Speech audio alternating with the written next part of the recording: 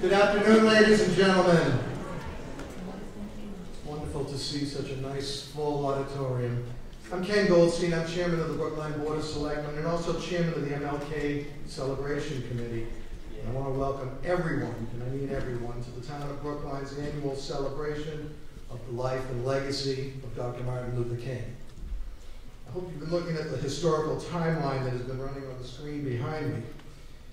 It's there not just to educate us on the significant milestones of American racial history, but also to remind us that we are part of that history. All that has happened has led us to today, and what we do and what we say today will be part of that timeline tomorrow. The theme for today's program is, it's a question. The question is post-racial America. Note the question mark in our program. Some have suggested that America has evolved to a point where race is no longer a determinator of a person's success. The events in Ferguson, Missouri, and in New York this fall confirmed to me that we have not reached that point of post-racial status. How about in Brookline, Ted? Dr. King metaphorically set our sights on a mountaintop.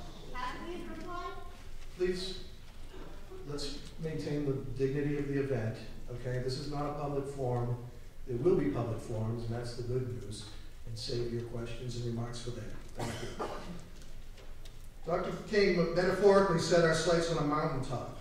The last slopes of that mountaintop are perhaps the most difficult to conquer. There are the subtle, even subconscious biases which continue to prevent a perfectly inclusive society. But Brookline continues to strive for that summit. Last year at this time, I reported that Brookline had no persons of color serving as an elected selectman or school committee member. Well, this year we have two African-American school committee members, Lisa Jackson and Michael Glover. I also reported last year that Brookline had no Black or Latino department heads. Today, Lloyd Gelino is the director of Brookline's newly formed Office of Diversity, Inclusion, and Community Relations. A long-term Brookline resident, Lloyd has been a contributing factor to our community as an employee of the health department. He cares deeply about effective advocacy for the diverse and disadvantaged populations. And he will further distinguish himself today as our Master of Ceremonies. I'm also pleased to report that since last year, the role of the committee that organizes this event has changed. In the past, work has been done by a loosely organized ad hoc committee. This year, the Board of Selectmen formed a standing Martin Luther King Jr. Celebration Committee, and they'll be working not just on a January event, but also to celebrate and promote diversity throughout the year, and you'll hear more on this in just a few moments. I'll add that Brookline remains committed to increase diversity in its workforce, and I refer you to the town's current report on workforce inclusion and diversity, which is available on the town's website. It's a very detailed and accurate metric. I'd like to take this opportunity to introduce the Board of Selectmen who are all here with us. If you stand up and wave, guys. We have Nancy Daly, Betsy DeWitt, Neil Wyszynski, and our newest member, Ben Franco. Ben is the Selectman.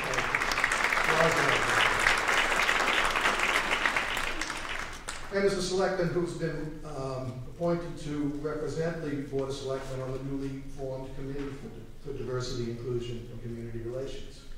I'd also like to note that State Representative Frank Smizek is here. I saw you, Frank, from a distance, and wave your hand. There you go. Susan Wolf-Vidkoff and the school committee members are here. Town Administrator Bill Kleckner. A few thank yous, sincere thanks to the members of the MLK Committee, Celebration Committee. Bobby Nabel, Rob Davis, Clap away.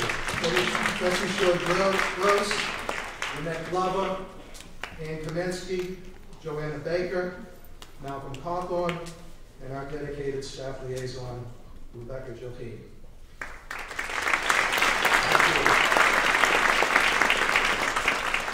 Also have to thank Andrea Kelso and the staff at BIG, Brookline Interactive Group. You've seen the video that they produced this year, and all the graphics that you see on screen have been the result of their hours and tireless dedication to making this a top quality event. Got to thank also our keynote speaker, Barney Frank, who's sitting in the front row here, and can't wait to hear what he has to say when he has. Our quote readers, Skip Griffin, Joby Hoy, and Bobby Nabel, also Mark Anastasio, and the entire staff of the Coolidge Corner Theater, who make this wonderful venue available to us free of charge, and who never cease to support the community.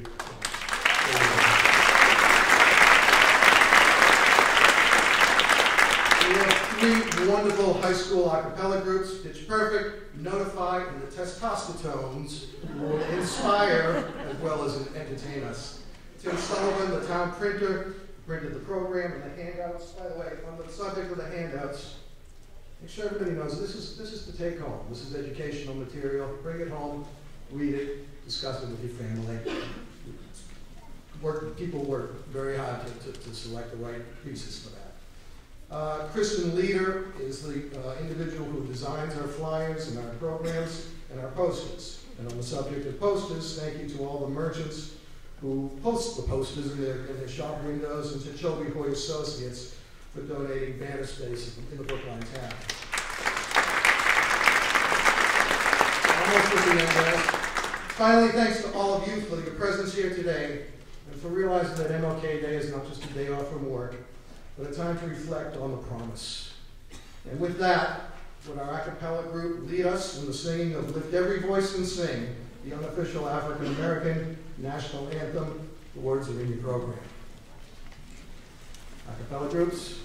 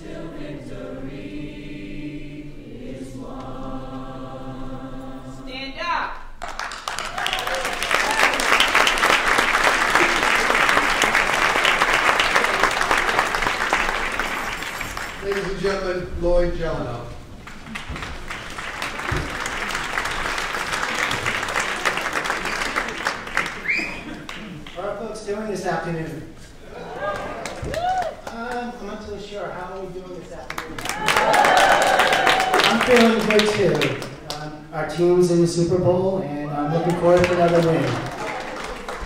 Now, welcome to the Town of Brookline's annual Martin Luther King celebration, your celebration. Today is a day that we take pause and reflect on Dr. King and all the leaders of our civil rights movement. Today, we take pause to reflect upon personal actions to promote diversity and inclusion in our town during the past year. For some of us, we charged ahead to challenge institutional practices that serve as barriers to minorities and other protected classes. For some of us, we expressed our opinion in conversation or demonstration when confronted with behavior associated with prejudice and bigotry. Some of our young fearlessly engaged in frank dialogue with peers and school personnel to encourage practices that support inclusion and understanding. For those of us who took initiative, thank you, and please continue to do so.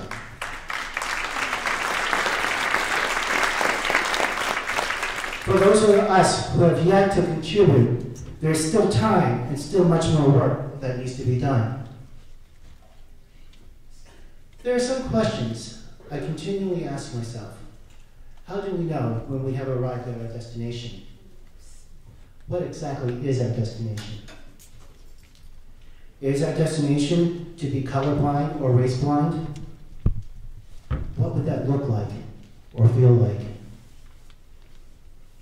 Have we made progress towards equal treatment and fair play in our society? These questions are not easily answered, and hopefully we can sort of explore some of those this afternoon. We see government institutions that are right on paper, dysfunctional in process, and extreme in outcome that only reinforces distrust and disparate treatment. The recent and terrible events in Ferguson and Staten Island are sobering examples of this. We see disrespect and racist remarks hurled at our president and more threats against his life than any other president before him. We see hurtful, hateful, racist language expressed and condoned on social media. We see that blacks are more likely to be arrested and incarcerated longer for similar crimes committed by whites. We see unemployment rates among blacks remain twice as high as compared to whites. Twice as high. We see the reemergence of political processes that, if left unchecked, would succeed in taking away hard-won voting rights, and that diminish the political power of minorities. Surely, these are not examples of progress. But then, we see CEOs of color. We see our children have a more diverse group of friends. We see more companies embracing diversity and inclusion initiatives. We see an increase in black and minority-owned businesses. We see our entertainment media exploring and sharing stories of relationships and ways of life that were off limits 30 years ago. We see progressive action to ensure that American history is encompassing of all its contributors and that it is honest in its portrayal. Oh, and let us not forget, we have a black president. A two-termer at that. Surely, this is progress. So, the question remains, have we made progress? I believe in some ways we have. I also believe that we're not that far away from Selma. However, progress cannot be determined just by steps taken or not taken. The progress that we seek requires a genuine change of heart and mind. It comes about by self-reflection and a determination to be mindful of how and why we treat others in the way that we do. I believe that folks here today and others who take the time to celebrate Dr. King's vision get the importance of these requirements.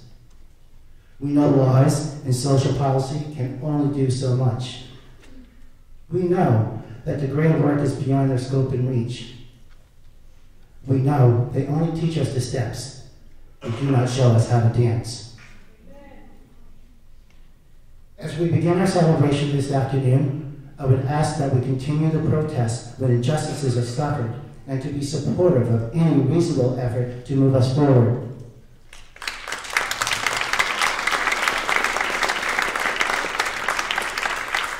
I ask that each one of us reach out to folks who are less enlightened about the struggles of others to gain and maintain their civil rights.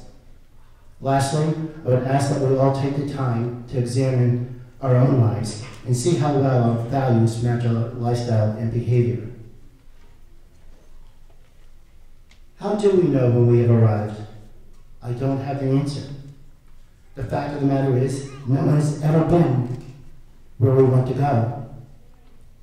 But I do have faith that we will know when we get there. Thank you.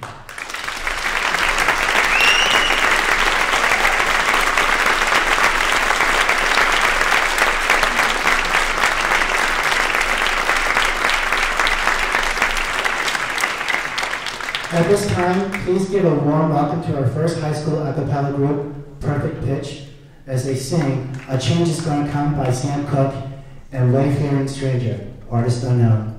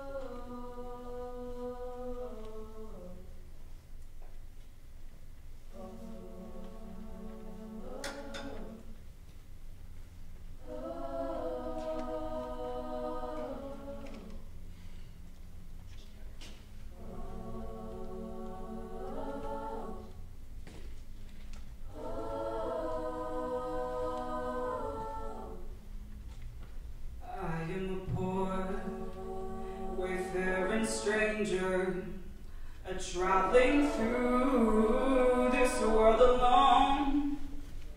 But there is no sickness, soil or danger in that bright land to which I go. And I'm going there to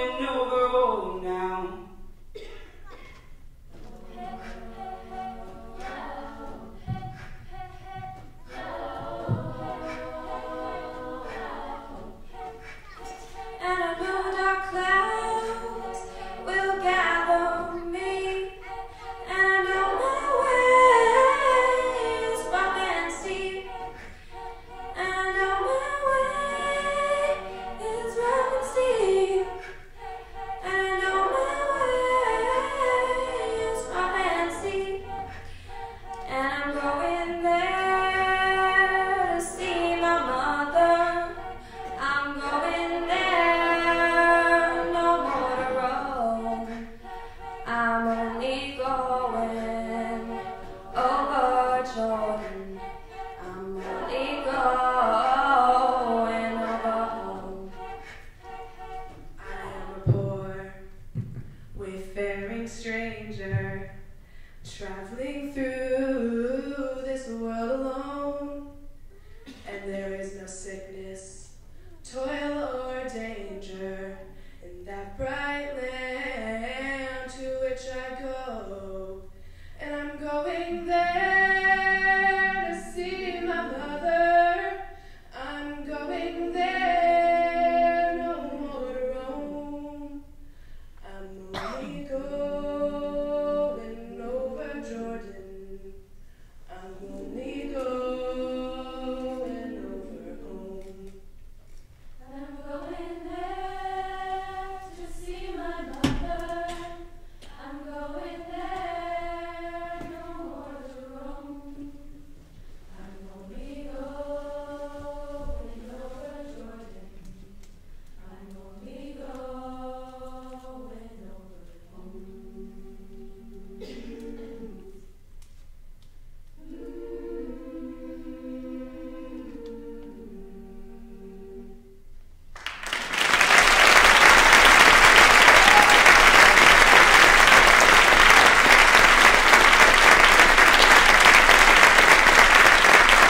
Thank you, Dr. Coolidge.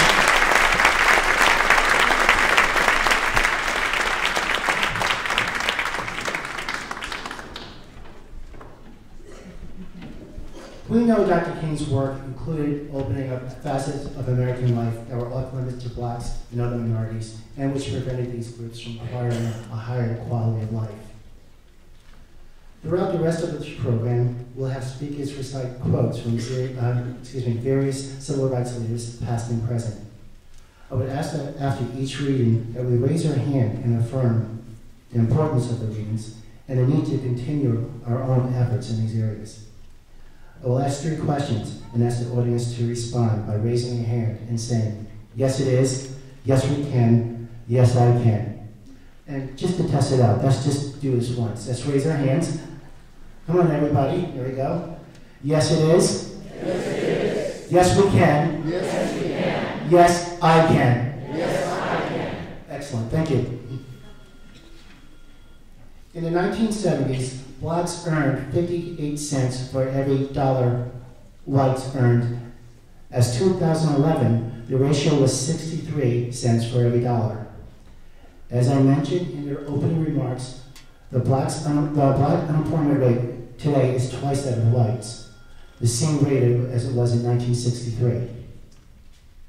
Skip Griffin and Chobe Hoy will recite quotes from Julian Bond and John Lewis regarding economic injustice and fair labor practices. Please notice that John Bond's quotes were taken from the Seattle Times article from 1993 and from an MIT speech in 2003. John Lewis's remarks are from 2007.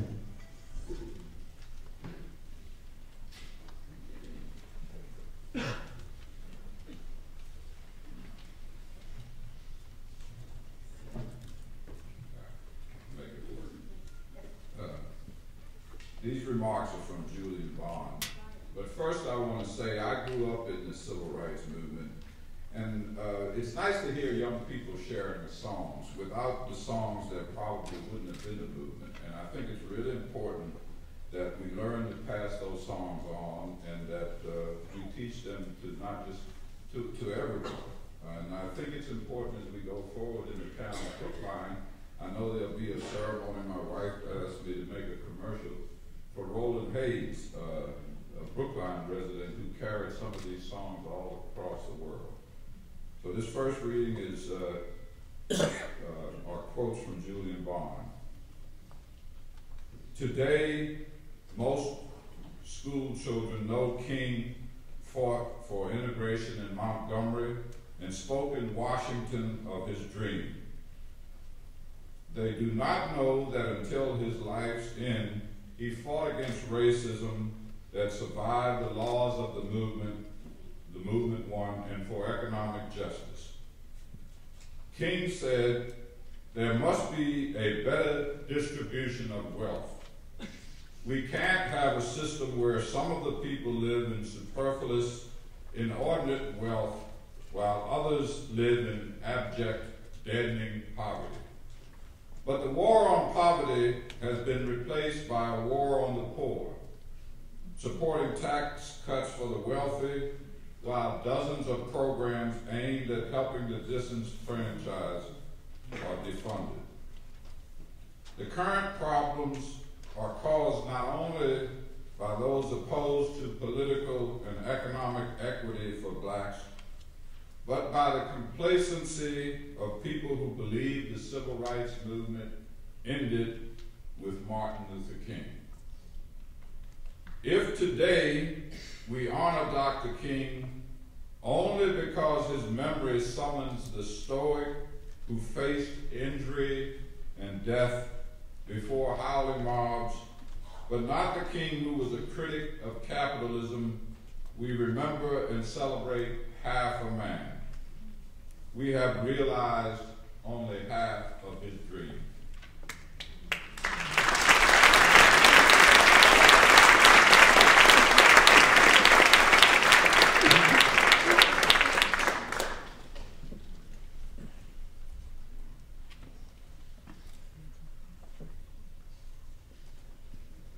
And I'm speaking the words of John Lewis.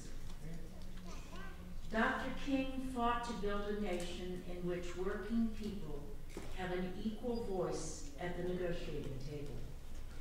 In 1968, sanitation workers in Memphis, Tennessee, were paid so poorly that many of them qualified for and received public assistance. When unsafe working conditions led to the deaths of several sanitation workers, the union local went on strike, and Martin Luther King went to Memphis to support their cause. We must never forget that he died in Memphis, defending the collective bargaining rights of the sanitation workers. Sorry, but it's a little emotional. I'm a Southerner. It was King's dream to build what he called the beloved community in America, a society based on simple justice. I'm so sorry. A civil society All right, girl, keep going. based on simple justice that values the dignity and the worth of every human being. I think I need to explain to you that I've had a lot of black people in my life, and one of them was like a second mother. So my tears are for Maggie White, my second mother. King said,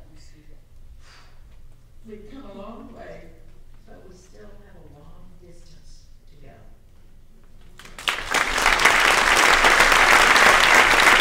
Thank you, Stephanie. Thank you, Toby.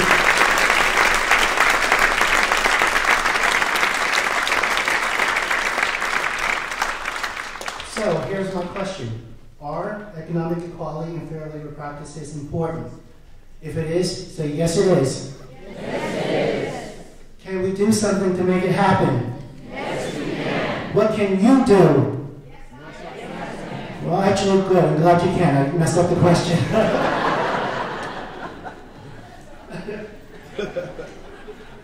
All right. Well, moving on.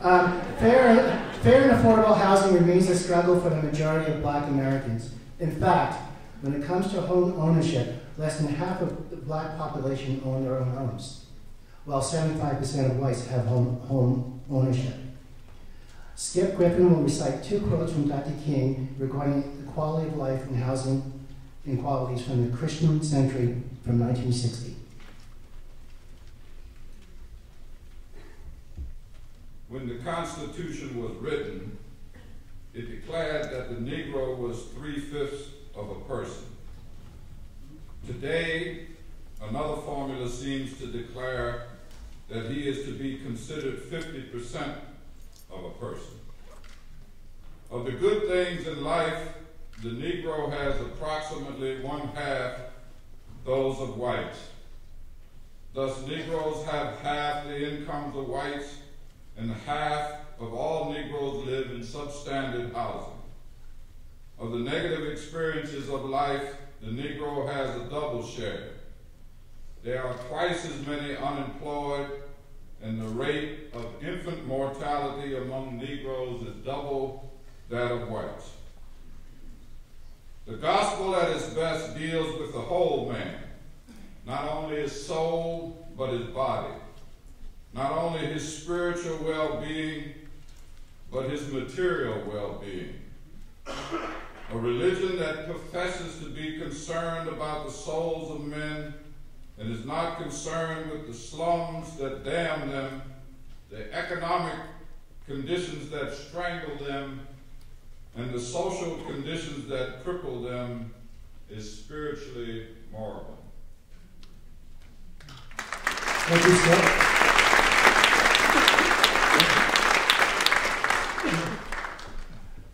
Is the quality of life and housing equality important? Yes. Yes, it is. Can we do something about it?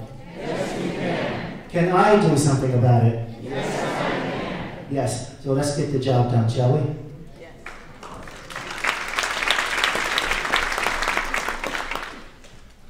Please give a round of applause to our next high school a cappella group, Notify.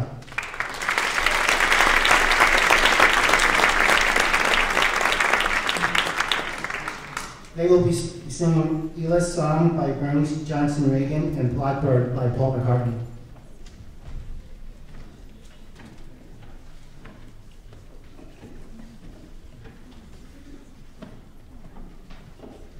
Hi, we're Notified from Brookline High. Our first song is Blackbird, and then we'll be singing Elah's Song.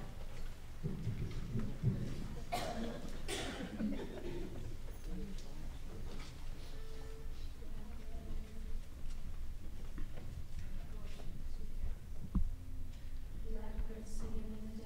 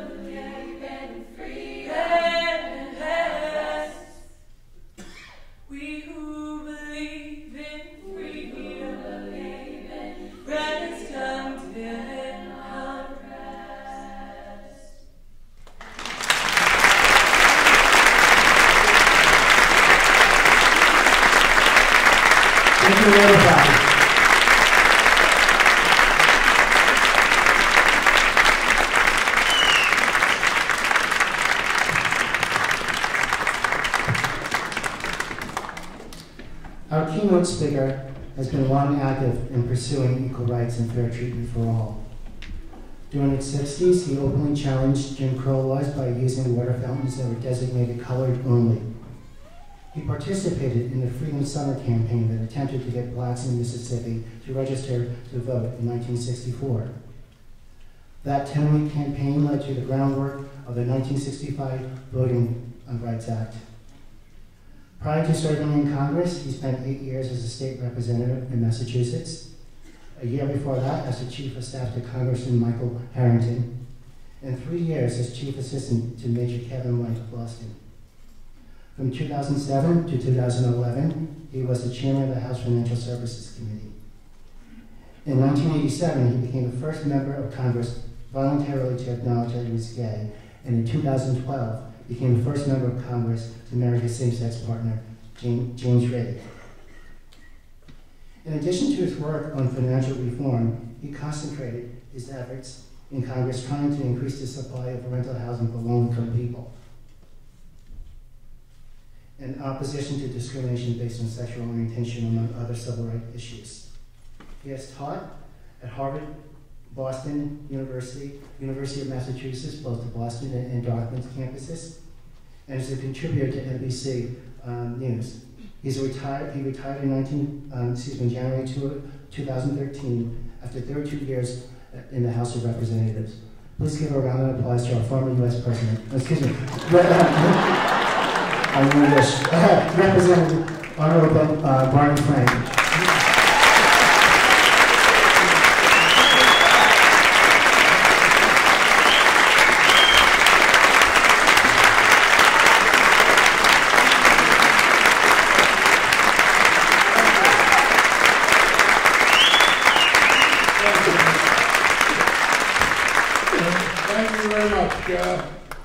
I'm very happy to be here because if it had not been for the town of Brookline on several occasions, I would not have been there in Washington, D.C. Actually, it's a return to my roots for me. In 1958, a Harvard Law School student asked the Harvard undergraduate Young Democrats to join in a campaign to elect a Democratic congressman from the district that included Brookline. Some people here will remember his name was John Saltonstall. He later served on the Boston City Council. Now, he didn't win. The law student in question, by the way, was Mike Dukakis. I was one of the undergraduates. And my first serious political activity in Massachusetts was standing in front of KI, a little ways away from here, handing out cards in that unsuccessful campaign. 22 years later, I had better luck in that same precinct for myself. I also have had, obviously, on Brookline, a connection, including in the human rights area. I guess he had to leave, but when I worked for Kevin White in 1968, Kevin White was the first mayor in Boston history to understand that we had serious racial problems and to make efforts to alleviate those. And he created the first serious human rights commission in Boston's history and appointed a Brookline lawyer, Herman Hemingway, to head it up. And Herman just got to say hello to him. Still there? Okay, Herman, good to see you.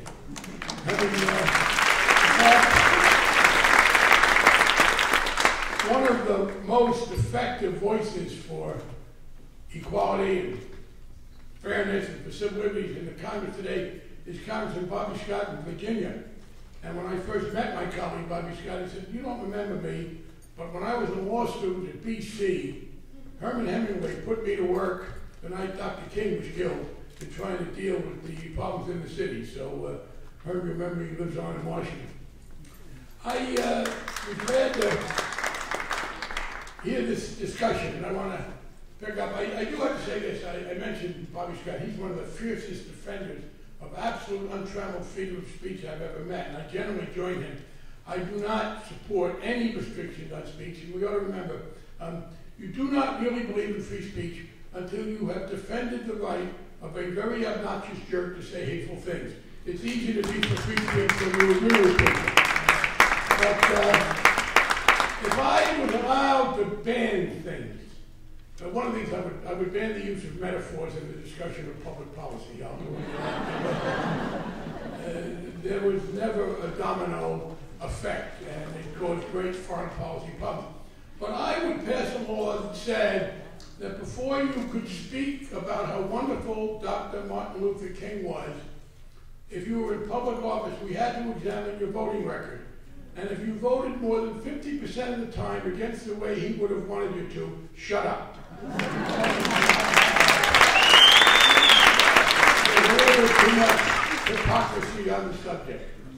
But I want to talk now about some of the things he said that don't get remembered as much. And I was not surprised to hear my former colleague John Lewis and my friend and contemporary Julian Bond talk about it. And I will address them. The first thing I want to deal with, though, is the question of progress. And I was in Mississippi in the summer of 1964. I got on a bus to go down there when we first learned that Cheney, Schroeder, and Goodman had been taken and ultimately murdered by law enforcement, by the way. It wasn't a case of the law enforcement not protecting them. And in Mississippi in the summer of 1964, blacks and those of us who were trying to be helpful to them lived outside the law, not by choice, but by the diktat of those in law enforcement. One of the things we were there to show was that African Americans were not voting in Mississippi, not because they didn't want to, because they were physically and legally prevented from doing so. They were not allowed to register. If they persisted, they faced violence, certainly economic ruin. And we made progress on that. There was now an African American congressman from Jackson, Mississippi. When I was there in 1964, it was a reign of terror. Interesting, in Mississippi, they decided to be liberal. So they hired some black police officers because there was some pressure from outside. But the black police officers in Mississippi, I am not making this up, in 1964, could only arrest black people. They could not arrest white people. So that if an African-American police officer came upon a black and a white fighting, he could only arrest the black person. That we have made some progress in doing.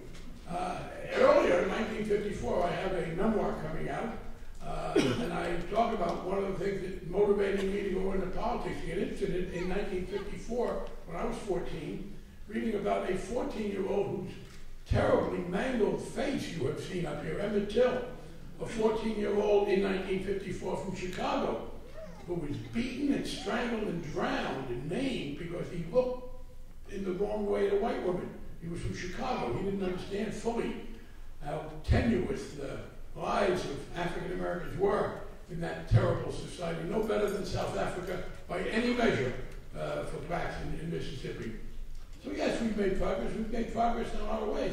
The important thing to do is to avoid two extremes. One is to say, hey, things are better, we can all relax. And they're better for a lot of people. They're not better for everybody. They're not better as much as they should be. But it's also a mistake to constantly deny that we have made any progress for one important reason. And Maya Angelou, not surprisingly, seems to me, is intelligently quoted in that pamphlet you have. We face two kinds of voter suppression in the United States. The worst kind, of course, comes from the right, from that right-wing Supreme Court that gutted the Voting Rights Act, outrageously, totally hypocritically betraying all of these conservative arguments against judicial activism. You know, that law was very recently reenacted by an overwhelming majority of Congress. Even the Republicans voted for it, although many of them wish they didn't have to. And then this 5-member court throws it out. We also have, egregiously, in northern states, as well as in southern states, state laws make it very hard to vote, requiring people who want to vote to go through all kinds of machinations, to have all kinds of documents, all in the interest of fighting a non-existent phenomenon, voter fraud. voter fraud is as much of a problem for America as ghosts are for people who live in old houses. There is no documented voting fraud, but it is used to keep people, I apologize to the interpreters. I'm sorry, I try to remember to talk slow. It's not their fault. I will tell you, when I speak at Democratic conventions, you're told you have to submit a written speech, and I hate to. I don't like to write speeches, and I hate to read them. So, but they say you have to. So I give them a speech which I have no intention. The first time I did that, one of the people who worked with me said, "Well, you can't do that. They'll be upset." I said, "Yeah, but I checked the platform. There is no trap door behind the podium, so I think I'm okay."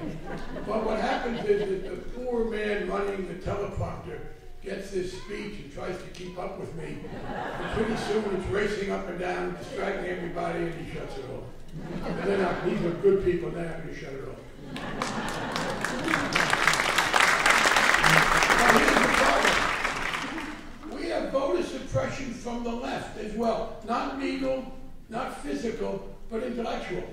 When you tell people that all the politicians are the same, and I don't say this out of any self-interest anymore. I'm retired. I'm not a politician anymore. Say whatever you want about it. You could have said it then as far as I care. But if you do not differentiate, then maybe you think no politician meets your standard. I understand that, by the way. I had an experience that Smizek had, and Ken, and all the selectmen. Most of you never had this. It's a good feeling. I once voted for an absolutely perfect candidate. I knew that this candidate was perfect.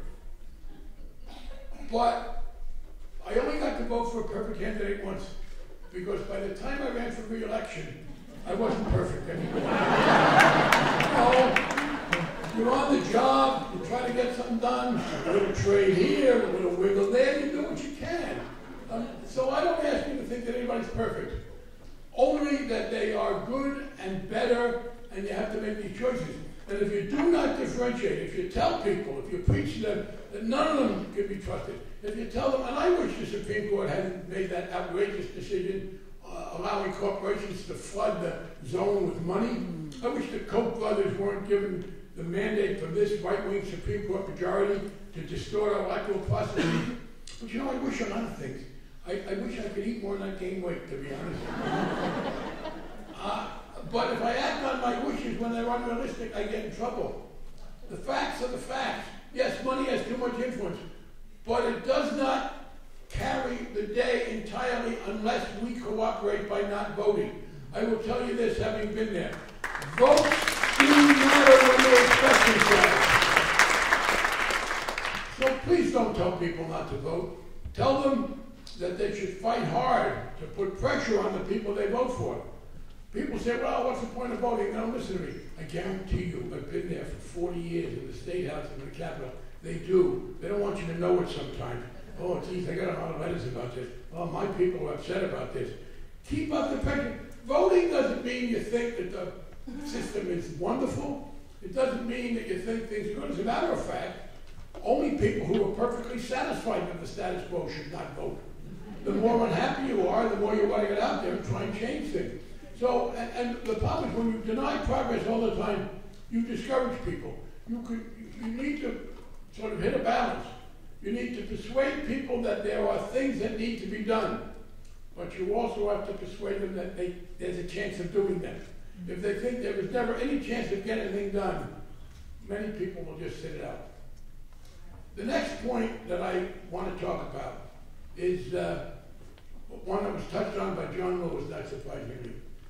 And it has to do with inequality. And it is important to remember that Martin Luther King was murdered in Tennessee while he was attending a rally on behalf of striking municipal workers in a union in Memphis, because there has been too little attention to the successful assault that the right wing has been making on unions in America. And there is an absolute correlation between the erosion of the ability of labor unions to fight for the men and women they represent and their incomes. You cannot diminish economic inequality in America. And some inequality is a necessary part of a capitalist system. It has a good role. But it gets way beyond what it should be or has to be, and it becomes a problem economically, not just socially. When you get this depression in terms of compensation, then you don't have the consumption in the economy, which is so important a part of economic growth. But this assault on labor unions, unless we do more to challenge it, will make it impossible to diminish inequality. And I have to say, too many of my middle-class, liberal friends, people in white-collar and professional occupations, if you ask them, they'll say, yeah, unions are okay. But it doesn't occur to them. And we have got to put that at the forefront of what we are trying to do. Let me give you an example that got too little attention. Volkswagen in Tennessee was ready to accept the union, the United Auto Workers. And by the way, in general, there has not been an advance in public policy in America. And there was some problems with unions, particularly the construction unions, decades ago. But the unions have been an indispensable part of any effort we have made to advance civil rights. The 64 Civil Rights Act, the Voting Rights Act, any of them have depended strongly on AFL-CIO support, particularly the UAW. Now, the UAW had an election in Tennessee, and the company said, yeah, we'd like to work with the union. And the vote narrowly went against the union because the Republican establishment in Tennessee said to the union and to the company, if you establish a union, we will not put the funds that we have promised you into an expansion of the plant. I had just seen The Godfather, and they made the union and the company an offer it couldn't refuse.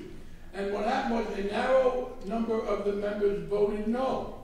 And interestingly, here's why the Tennessee Republican Senator Bob Corker, supposedly a mainstream, non-Tea Party Republican, said, well, we don't want the union here for this reason. If there's a union in Volkswagen, the wages will go up. And if the wages go up in Volkswagen, that'll put pressure to raise wages elsewhere in Tennessee. And if wages for working people in Tennessee go up, we won't be able to go to other states and persuade the businesses there to come down to Tennessee because they can pay people less. In other words, this is a conscious strategy to reduce wages. Last point, Martin Luther King got in trouble, and obviously, I should say this before, racism in and of itself persists. You clearly see it in law enforcement. By the way, I asked some reporters in the New York Times, I wish the New York Times would do this, I'm critical of them, and other papers ought to do it. You've seen this terrible phenomenon of police officers turning their backs on Mayor de Blasio because they think he hasn't been supporting them. I wish that the newspapers would tell us a simple fact. Of the officers who are turning their backs on the mayor, how many are African American? I will bet you that it is almost entirely white officers who are turning their backs on the mayor, and that African American officers are not.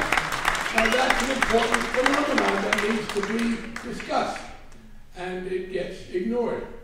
I sympathize with police officers. Look, we tell these men and women on our behalf to go into physical combat sometimes with people who mean to do harm. Most of what most policemen do most of the time is to protect us. And some of the problems they face are society's fault. Yes, there are laws that are enforced in a discriminatory manner. Some of those laws shouldn't be on the books in the first place. And when you put the cops in that position, it's a mistake. But as I accept that, I also believe it is important that we acknowledge it. And I'm going to be writing about this more. I believe that the factual patterns in Ferguson and on Staten Island are somewhat different. What's striking to me is that you poll people, and whites and blacks have the same opinion on both. That is, there ought to be some difference of opinion when you ask people based on the facts, but the overwhelming determinant is race. So of course race is a factor. I believe what we need to do, and it's something I began to work on in Boston in 1968 when I worked for the mayor, was to get a mechanism for accountability within the police. And I think the police make a mistake by resisting any kind of effective police discipline and then object because it goes to court. Yeah, there are some cases when the choice between no action at all and criminal prosecution is often a bad choice. But it's the fault of the police themselves in many ways that there is not a more effective alternative. But the final point I want to talk about is this. You heard these economic statistics, which are overwhelming. The only one I would count on is this. The fact that black income is now only 63% of white as opposed to 58%. I think in some ways there's been more progress. That is, the other thing that's happened there is that a very significant percentage of the income is now going to a very small number of people, almost all of whom are white. And I think when you talk about working people, the gap is still there. It's probably narrowed a little more. But here's what we understand. As we fight against racism, there will be some remaining. What that means is this. The worse things are economically, the double worse they will be for African Americans and some other minorities. Programs to help people who are in trouble. Programs to help teachers who have to teach the children who have come to them from terrible, unfair circumstances. And we put all the burden of society's failures on the teachers and say, we're going to send you these children who live terrible lives, fix it, without the resources. Government is a very important piece of this. I have a book coming out, as I said, and I contrast two presidents in my life. When I first decided to get into politics, I'll just give you the first page.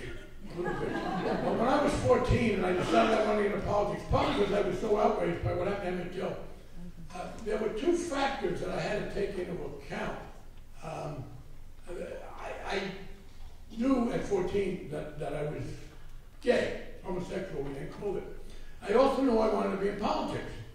And I knew that was a problem, because to be in politics, you had to be kind of popular. And to be a homosexual in 1954, not so much. So the question was, how am I going to work this out? Well, I say in the book, there's a spoiler alert, because by the time I retired, almost 60 years later, there was still a disparity between the popularity of being gay and the popularity of being a politician, but the order had reversed. It was much more socially acceptable to be gay than to be a member of Congress. No question about it. I didn't do the poll, but some people told me that I got married in my last year in Congress. I was chairman of the committee in financial reform. We passed a bill I was very proud of. But when you poll people, my marriage ranked higher than my chairmanship of the committee. Now, I'm glad about one, but not so much about the other. And here's the problem. Government has become unpopular. When I was first starting out, we had John Kennedy saying, yes, what you can do for your country. 20 years later, the next president who was popular, in between there were some problems with Johnson and Nixon, Ford and Carter. Ronald Reagan said, his people loved it, government is not the answer to our problem, government is the problem. Well, government is part of the answer to our problems, and the philosophy that says it is the enemy is part of the issue. Dealing with racism, we're talking about the Voting Rights Act passed by Congress, the Civil Rights Act passed by Congress, the Fair Housing Act passed by Congress. We are talking about economic programs that Julian Bond referred to try to help lower income people, people who have been the victims of discrimination, of poor education. As long as government is easily demonized, our ability to fight against racism, and in particular to deal with the economic negative consequences of racism, will be substantially diminished. And Martin Luther King gave us the key to what we have to do there. At the height of his popularity and his acceptability, I don't know, he may have felt a little nervous at some of these people being so nice about him because he knew that there needed to be some more done. He criticized the war in Vietnam. Lyndon Johnson was very angry. Many Democrats, who was the Democrats' war at that time, said, well, after all we've done for him, in some cases it was, frankly, after all we've done for those people, how could he come out against this important policy? Well, he was right then. You know, people are always invoking Martin Luther King. I think there are people who, when they go out to dinner, say, well, you know, Martin Luther King would have had the Simon, so that's good. But I am convinced if Martin Luther King were around today, he would be for a total withdrawal from Iraq, a total withdrawal from Afghanistan, an end to a policy of intervention where no matter what our motives, we do more harm than good. We cannot go into foreign countries with our military, as good as the military is, and transform them. We have a wonderful military. They can stop bad things from happening. No military can make good things happen in a foreign society, and we have to stop trying. But here's the deal. As long as we spend as much as we are now spending on the military, our capacity to provide the kind of programs we all need for our quality of life, not just for lower-income people, but for all of us, in the environment, in a decent transportation system, in a good education system, in research for things that are going to preserve our health going forward. Our capacity to pay for those in our current political situation is severely restrained by an excessive military budget. And so the single most important lesson I take from Martin King today is when he stood up against Vietnam.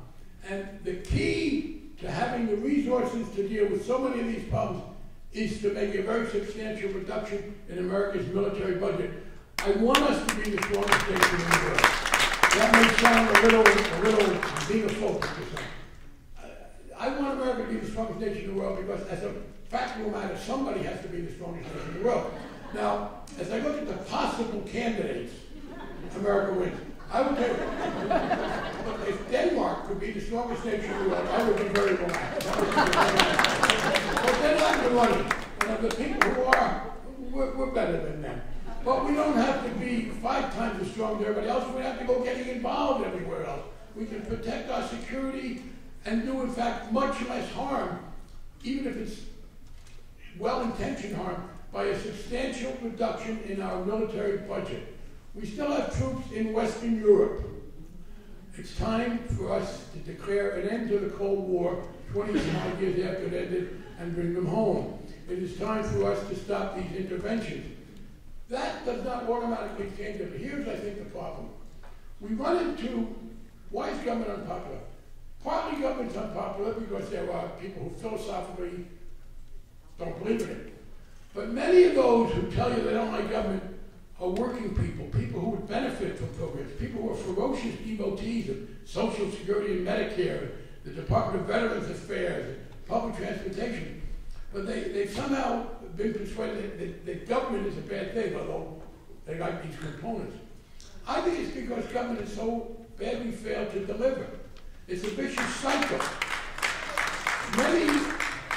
There has been a worsening of the unfair distribution of income that Dr. King was quoted as deploring. Many American working people, middle-income people, have the expectation that the government should be able to do something to reverse this constant increase in inequality. And when the government hasn't done that, they get mad at the government. Well, what they should be mad at is the people who kept the government from doing this. The government is not some independent entity. But what we have is this problem of a vicious cycle. The more people get angry at government, the more they put people in power who make government worse. We need to break that out. If we could get together, and this one we can get some support across the spectrum, reduce the excessive military budget of America, cut back on these unwise interventions. I'm sorry to go a little long. I'm going to give you one more example. We still have 3 ways of destroying the Soviet Union in a thermonuclear war. Now, you might say there is no Soviet Union, but, you know, some people in the Pentagon think we've got to be careful. We can use nuclear submarines with their missiles, the Strategic Air Command, they call it something else, but airplanes with bombs, stealth bombers, and intercontinental ballistic missiles. I have a very conservative proposal to make to the military. You have 3 ways of destroying the Soviet Union, which no longer exists. There is still Russia. It's a much weaker country. It's not a wonderful place. I'm very happy my grandparents got the hell out of there. But it is no strategic threat to the United States. They have enough problems dealing with Ukraine in an outrageous way. They don't threaten America. I want to say to the Pentagon, you've got 3 ways to win a thermonuclear war with the Soviet Union that no longer exists. Pick 2. I'll feel very safe. Give up one. Save me $10, $12 billion a year just by doing that.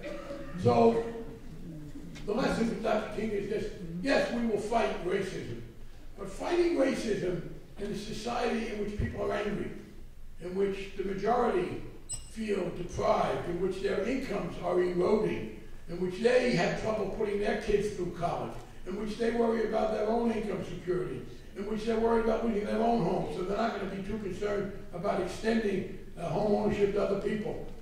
Doing that is even harder. One way we can make the job of fighting racism, which does go on its own, easier, not easy, but less hard, is by restoring our capacity as a society to spend money on our own quality of life, on those things which can only be done if we do them collectively. And we will not be able to do that until we make that reduction in the military budget. So I will leave you with one request when you leave and think about how to further Dr. King's legacy. Remember his opposition to the war in Vietnam. Remember that the politicians do pay attention. And write to your representative, your senators, everybody should write to their legislators and demand an immediate beginning, because you don't do it all at once, of scaling back America's military budget by $100 billion or more. I can promise you that if we could do that, if tomorrow we woke up and that was the case, then this would be a much happier country, a country in which the quality of life would increase, and as it increased, the tension and the anger that we face as we try to diminish racism would itself be diminished. Thank you.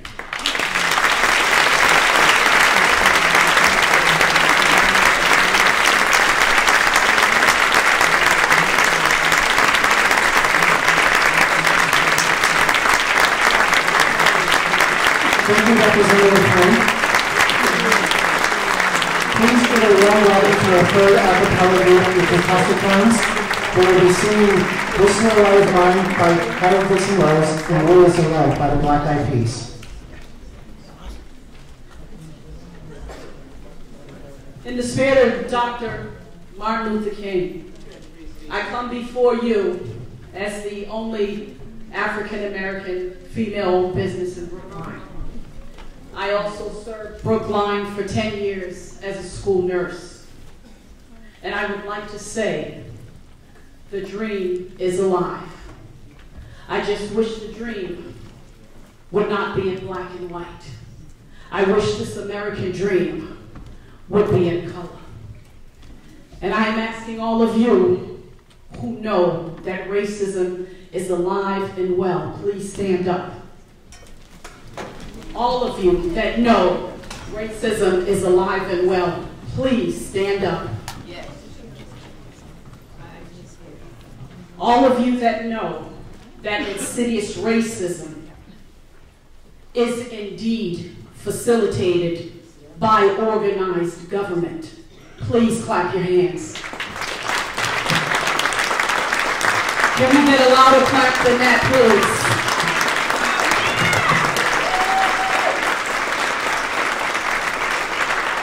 All of you that know that Brookline is not exempt from institutional racism, please stomp your feet. Please stomp your feet, everyone. All of you that know that Brookline is not exempt from institutional racism, again, please stomp your feet. Yeah! We have had cases that have come before the overseer of Brookline, the chairman of the Board of Selectmen, Kenneth Goldstein, who is well aware of the issues in Brookline, but he's only one man. He is only one man, and he can't do it by himself. He is only one man that cannot do it by himself. He is only one man that cannot do it by himself to make change. We need everybody here.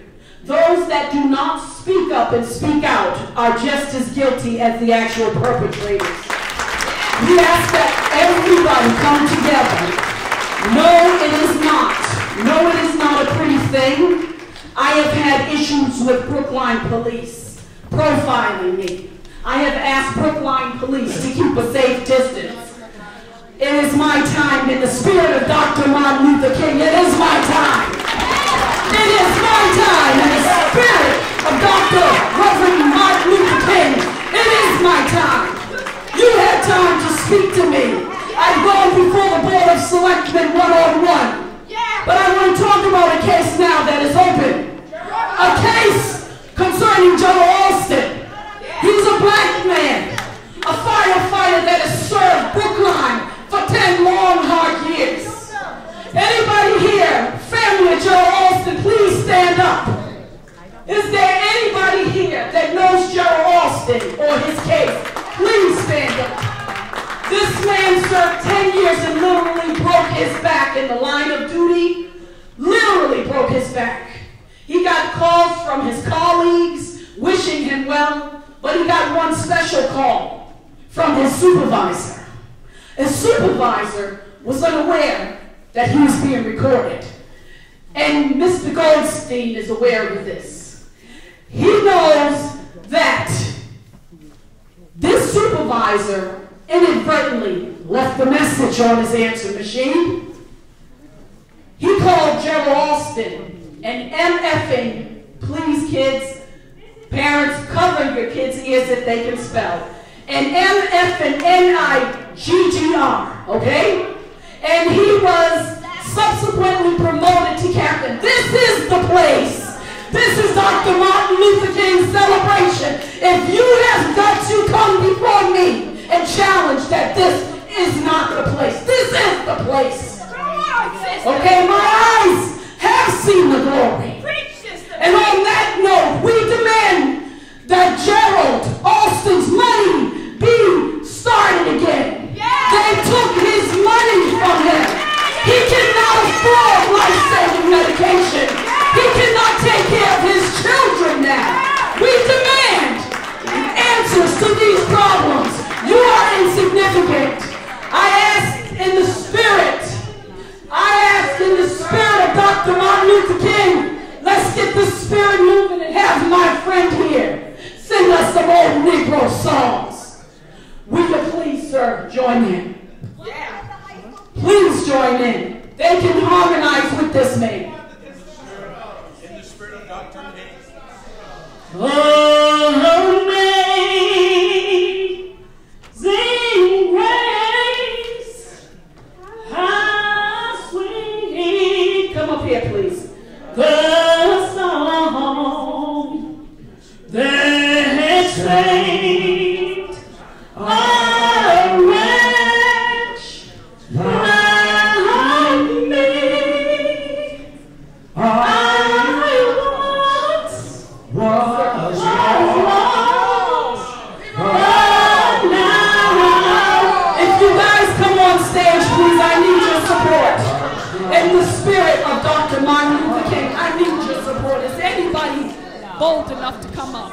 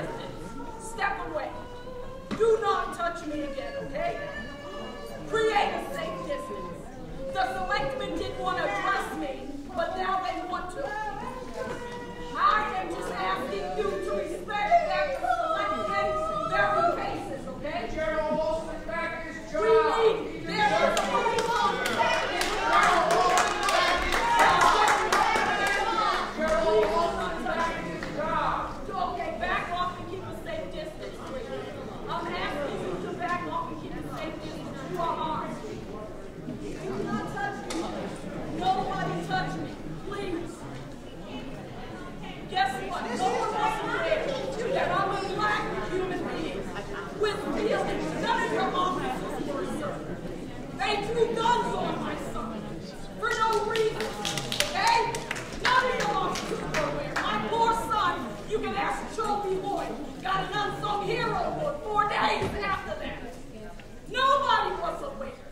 And I ask that Gerald Alston be honest, and that black officer on your force, that family of the Minority Association of Minority Law Enforcement Officers who's advocating for that black officer, I demand that you go and tend to those problems before you lay hands on me. As long as you don't lay hands on me, I will shame on you. You guys lead the way. Would you guys lead the way? You certainly can. And I thank Joseph Kennedy back his job. Back his job. Back his job. Back his job. Back his job. Back his job. Back his job. Back his job.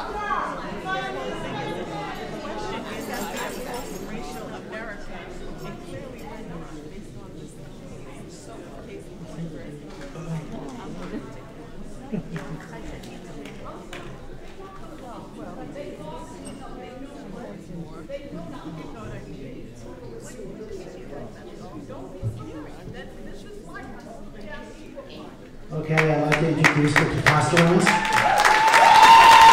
ABC, this is a lot of money, I have 50 days, and there is a love by the Black Hole Police.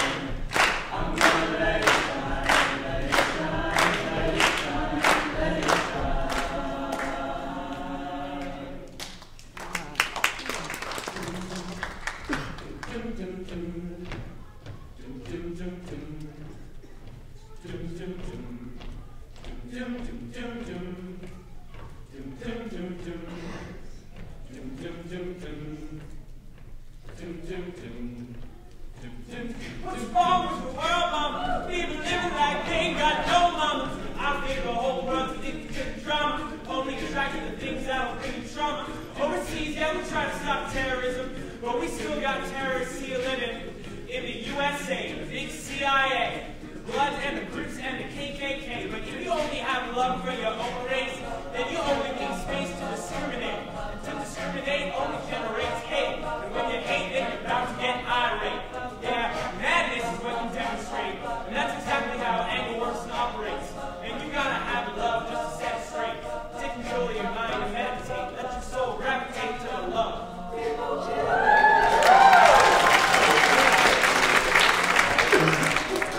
What you preach, what you turn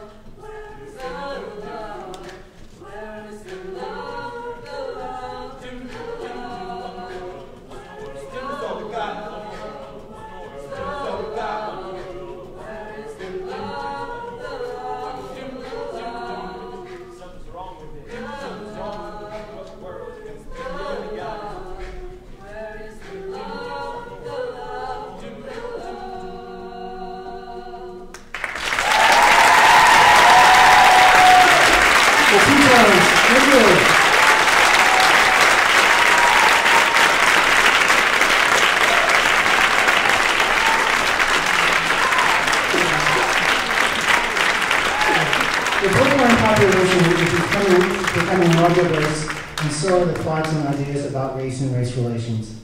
It is important that folks have the opportunity to show or share their thoughts regarding race, and for me, I think we don't do that enough.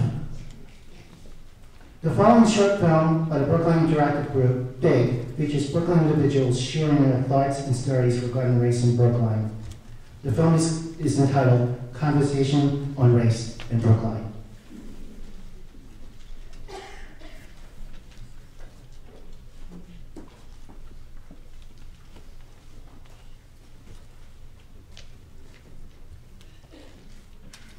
My name is M.H. or Mary Helen Nzangu.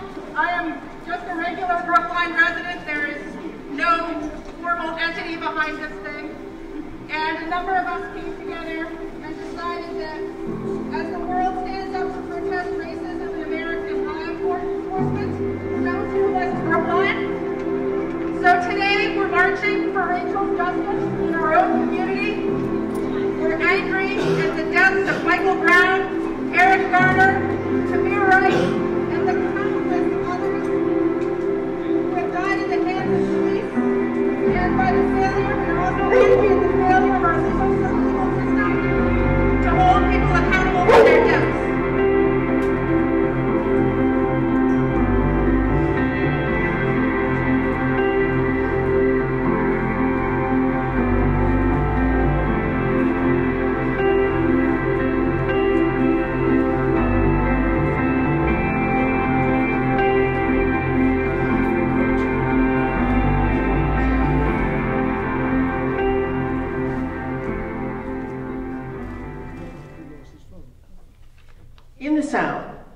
I knew that I could buy ice cream at the counter in the nearby drugstore, but I could not sit down to eat it there. I had to eat it outside. I was just super stressed out, like my first day in the cafeteria. One, because I was a freshman, and if you guys know, going into the cafeteria the first week as a freshman is like the line is all the way at the restaurant, and you're trying to get your food before the period is over, and you're trying to find like your group of friends. And for me, I thought my group of friends would be the kids that I went to elementary school with, that I was in 8th grade like 3 months ago with, and no, that wasn't the case. 8th grade, when I realized I was the only black girl graduating in like my whole grade. So there was other black boys, so I was the only black girl. And I didn't really know, I didn't care, but it was just, I was like, this is different. For me, so given the way I was raised, I don't become fixated on the acts of racism and stuff like this. It's like, so one of the things, and I know this is about King, but I have to mix my father in because he's involved. So one of the things my father used to say is racism is like rain. If it ain't raining, it's somewhere fixing the rain.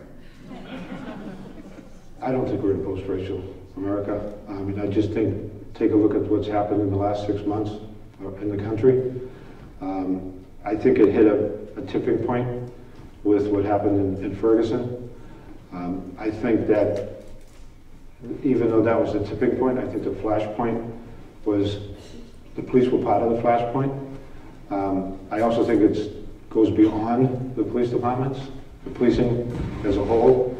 I think you have to look at how our education is done across the country, how the employment opportunities, housing opportunities. There's a lot to it, and I don't believe that we're at the end of, to say that race is no longer an issue. Race is an issue. I mean, I just think that it has to get talked about, it has to get worked on. It can't be something that says, okay, we're going to put that on back burner because it's here. And I would have liked to have said that we were out of that type, but it's not, in my opinion. As incidents come up in the country today, and we think about racism and the ending of racism, I think we have to go back to what King was about. If you look at the early literature, it wasn't really about ending racism. It was about establishing the beloved community. And he had a much fuller, much more comprehensive vision of what America could be. And his focus was on an end state that had to do with us living in community. It wasn't as much his concern to end racism or to end segregation. Those were mileposts along the way toward the ultimate vision, which was a thing that he called beloved community. I think that one of the things that we can do as part of an exchange is for people to realize that to talk about color blindness or unaware of color is not something that can be taken for, well, that actually can be assured. There's no reason for it. We live in a society in which color is very much a part of who one is and how people respond to you. So it isn't an expectation that people will not see color. That I think is achievable or even desirable. What is desirable is for people to have a better sense of how our lives are the same and how they differ. Like the hierarchy of, if you're elite, you can literally say whatever you want about anybody in any ethnic group because you have a lot of money and you are at the top of like the hierarchy and your social status is like awesome. If you just shut down like the stereotypes all the way at the top, then like the entire ladder of like hierarchy just shatters, and then there's really nothing left but like, I'm just as equal as you, like my skin color, like the ethnic group that I associate myself with doesn't matter anymore. It's just me and you, like one-on-one. Being an ally means going beyond just logic and thoughts. In order to be a good ally, it also takes empathy. being willing to walk in that person's shoes for a while, to actually allow oneself to feel the other person's emotions and go through, just for a moment even, what they're going through. And that makes being an ally that more powerful, that more effective. Are we satisfied with the way things are in the country? Martin Luther King did what he was supposed to do, and he did it well. And our lives are immeasurably better because of that. But now the question is, what do we want? And what are we willing to do individually, to make this a kind of society and country that we would be proud of?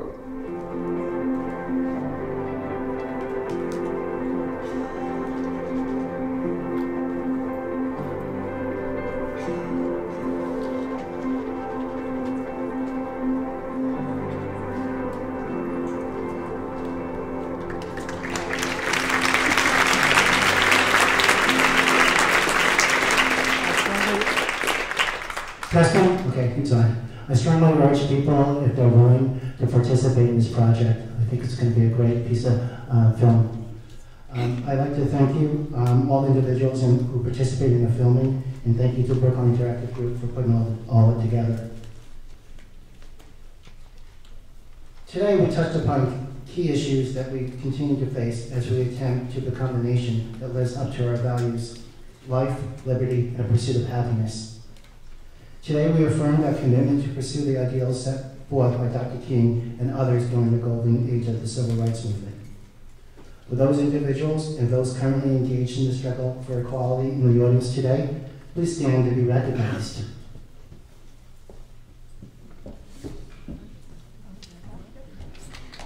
We appreciate your sacrifices, your energy, and your courage to make our country a better place. Thank you. Some notes before we conclude for today.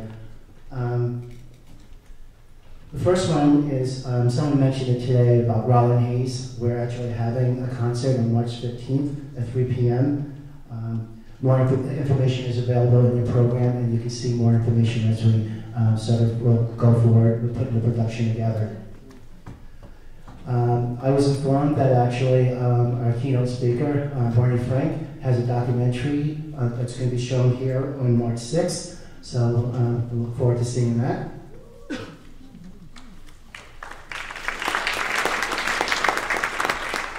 In closing, please join our a cappella ensemble as they sing "We Shall Overcome." And just be mindful, we actually have to be leaving as we sing the song. Take care. Bye.